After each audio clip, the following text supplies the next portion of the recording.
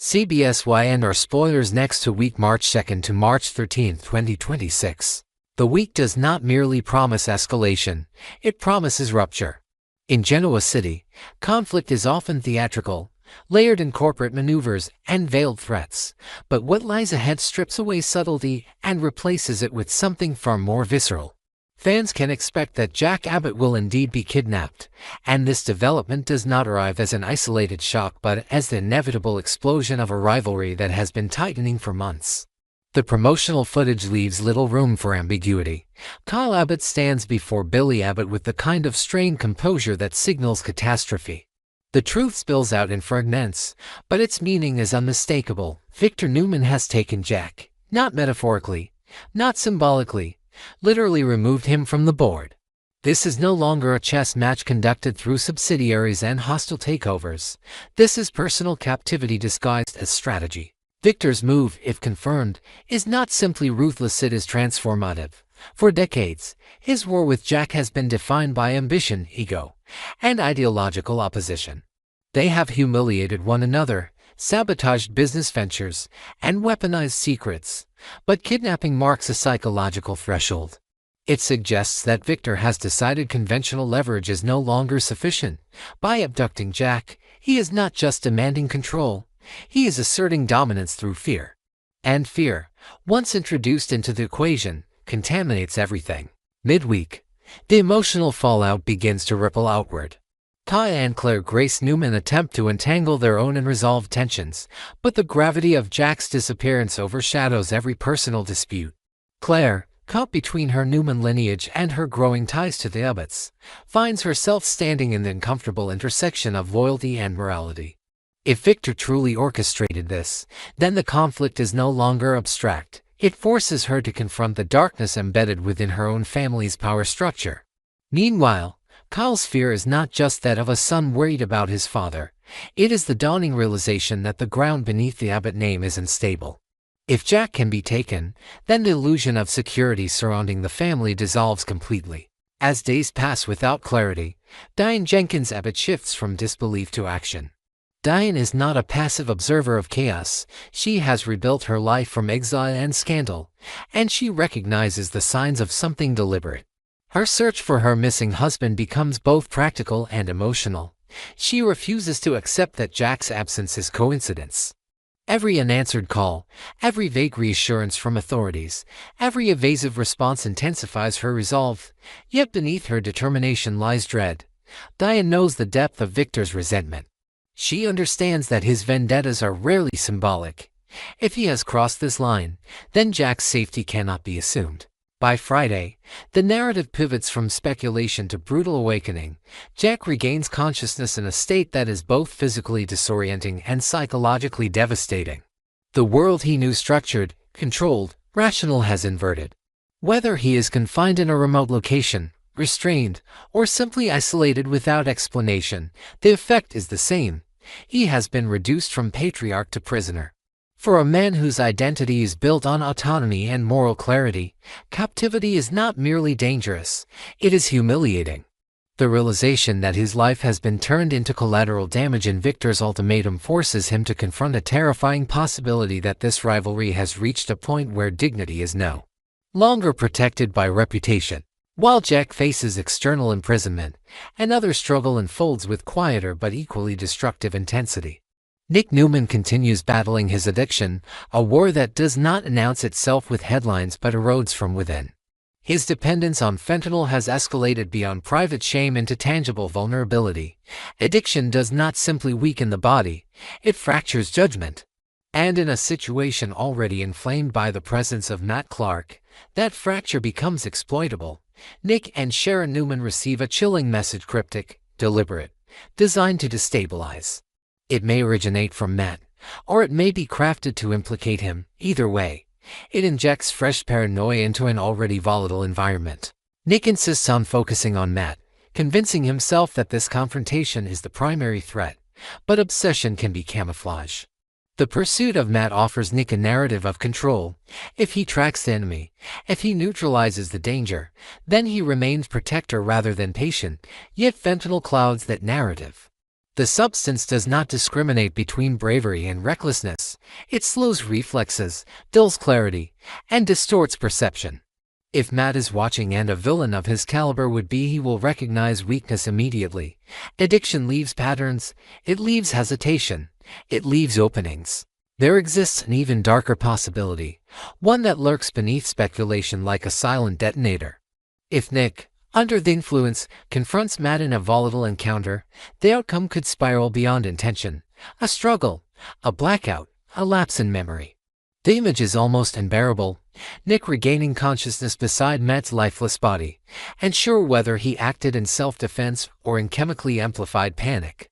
In that scenario, the horror would not only be legal consequence but psychological collapse. To wake beside a corpse without certainty of one's own actions would fracture even the strongest mind. And for Sharon, already attuned to the fragility of Nick's recovery, such a revelation would be catastrophic. The week's events intertwine through a shared theme of harsh awakening. Jack awakens physically to captivity. Nick may awaken to the consequences of addiction. Claire awakens to the moral cost of her family's power. Diane awakens to the realization that rebuilding a life does not insulate it from old enemies. And perhaps even Victor, depending on how far he truly intends to go, will awaken to the realization that some tactics, once deployed, permanently alter perception. Nikki's quiet unease suggests that even within the Newman household, faith in Victor's restraint is eroding. When fear replaces admiration, loyalty becomes conditional. What makes this storyline particularly volatile is not simply the kidnapping or the addiction, but the intersection of both. If Nick's instability collides with the escalating Abbott-Newman war, the damage multiplies.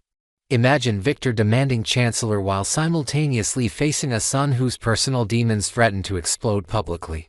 Imagine Diane racing against time to find Jack while Sharon grapples with the possibility that Nick's greatest enemy is not Matt but himself. The city becomes a pressure chamber.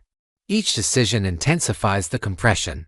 By the end of the week, nothing is neatly resolved. Instead, foundations crack. Jack's fate remains precarious, contingent on decisions made under duress.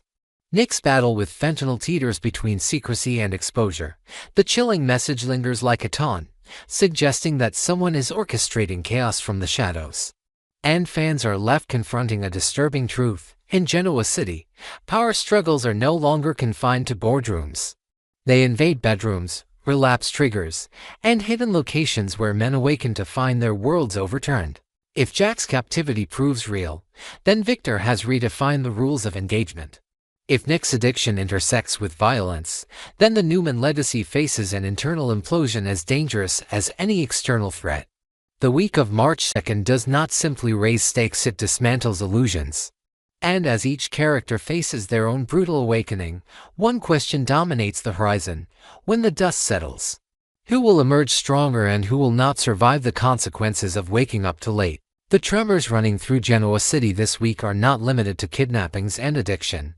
They extend into quieter but equally explosive emotional reckonings, particularly for Phyllis Summers, whose so-called revisions to her life may prove more dangerous than any corporate scheme she has ever engineered. The spoilers suggest that her confrontation with Kane Ashby escalates beyond sharp banter into something far more pointed, more threatening, more revealing. Phyllis does not argue casually, she attacks. She weaponizes language the way others weaponize contracts. Yet this time, Kane does not retreat or counter with equal heat. Instead, he finds her vulnerability and presses directly against it. That is what makes this clash different. He does not try to out her. He outmaneuvers her emotionally. Whatever leverage he holds, whether information, influence, or a calculated path toward her children's forgiveness, he uses it not to dominate publicly, but to destabilize privately. For a woman who thrives on control, being struck at her emotional core is far more disorienting than any business loss. By Friday, Phyllis attempts something that feels almost foreign to her: reconciliation. She approaches Daniel Romalotti Jr. not as a strategist, not as a manipulator, but as a mother aware that the distance between them has become unbearable. The attempt itself signals internal fracture. Phyllis rarely bends unless forced. Her pride has long functioned as both armor and prison. To reach out to Daniel suggests she recognizes that her patterned defensiveness followed by escalation has cost her something irreplaceable. Yet reconciliation is not a single gesture, it is a sustained shift. The question is whether her apology, however sincere, is rooted in genuine transformation or in fear of permanent isolation. Daniel, having endured years of volatility, cannot simply erase memory. If Phyllis truly intends to revise herself, she must confront the uncomfortable truth that change requires consistency, not performance. And for someone who equates intensity with authenticity, learning steadiness may be her greatest challenge. Elsewhere, emotional history resurfaces in a different form as Sally Spectre confides in Billy Abbott about her risk-taking father. Sally's past is not merely anecdotal, it is formative. Growing up with instability disguised as adventure teaches a child that chaos equals love, that unpredictability equals excitement. When she opens up to Billy about that history, she is not simply sharing memories, she is revealing the blueprint that shapes her adult choices. Billy listens, perhaps recognizing parallels between her upbringing and his own impulsive tendencies. There is an intimacy in shared recklessness. It binds people quickly and tensely. And by the end of the week, they reunite. The rekindling feels inevitable, almost gravitational. Familiarity pulls them back together despite logic, despite warnings, despite unresolved wounds. But the comfort of the familiar is not always healing. For Sally, returning to Billy may feel like reclaiming passion, reclaiming the spark she associates with being fully alive. Yet intensity and health are not synonymous. Billy's history of impulsive ambition, emotional swings, and risky decisions mirrors the environment Sally grew up navigating. The question hovering beneath their reunion is whether she is choosing him because he represents growth or because he represents something she knows how to survive. Familiar toxicity can masquerade as destiny. It feels safe because it is predictable, even when it hurts. Sally may be smiling, relieved to fall back into Billy's arms, but beneath that relief lies uncertainty. Is she building a future, or replaying a pattern? In another corner of this interconnected web, Holden Novak has made a sacrifice for Audra Charles. And the emotional undercurrent between them refuses to fade despite their insistence that their alliance is purely strategic. Holden's decision to protect Audra's secret suggests something deeper than convenience. Protection implies value. It implies attachment. Audra, fiercely independent and often guarded, does not inspire loyalty lightly. If Holden risked himself for her, the motivation likely extends beyond shared secrecy. They may claim they are merely safeguarding each other's reputations, but chemistry often hides behind pragmatism. The tension between them is not resolved, it lingers in the spaces between glances and unfinished sentences. Whether they reunite romantically remains uncertain, but emotional entanglement rarely disappears simply because it is denied. Sometimes secrecy intensifies connection rather than dissolving it. Meanwhile, Sharon Newman turns her attention toward Daniel Romalotti Jr. with a pointed question about his feelings for Tessa Porter. On the surface, it may seem like curiosity. Beneath it lies concern. With Mariah Copeland facing court proceedings, the stability surrounding Tessa's life is uncertain. Legal battles have a way of exposing vulnerabilities in relationships. Sharon understands how external crises can either strengthen bonds or fracture them irreparably. By asking Daniel about his feelings, she may be probing for clarity not only about romance but about resilience. Does he view Tessa as a fleeting connection, or as someone worth weathering storms alongside? Mariah's legal troubles cast a long shadow. Courtrooms do not simply resolve disputes, they amplify scrutiny. Tessa, already emotionally invested in Mariah, may find herself balancing loyalty with self-preservation. If Daniel harbors feelings for Tessa, that dynamic becomes even more complicated. Love triangles in Genoa City are rarely straightforward. They are layered with history, guilt, and unintended consequences. Sharon's inquiry suggests she senses an emotional shift forming beneath the surface. Whether that shift leads to heartbreak or unexpected alliance remains to be seen, but the ripple effect is undeniable. Across these storylines, a unifying theme emerges: revision versus repetition. Phyllis attempts to revise herself, but risks repeating old patterns if her change lacks depth. Sally reunites with Billy, possibly revisiting a cycle she once questioned. Holden and Audra deny emotional attachment, potentially repeating the classic mistake of underestimating what lies beneath shared secrets. Sharon seeks clarity from Daniel, perhaps hoping to prevent repetition of relational instability before it solidifies. Genoa City thrives on patterns, alliances formed, broken, and reformed, but true growth requires deviation from instinct. As Friday approaches, no storyline offers clean resolution. Phyllis's reconciliation attempt hangs in delicate balance, dependent on sustained humility. Sally's reunion with Billy glows with passion but flickers with uncertainty. Holden and Audra's bond simmers beneath the surface of denial. Sharon's probing question plants seeds of future conflict. Each character stands at a crossroads between comfort and evolution.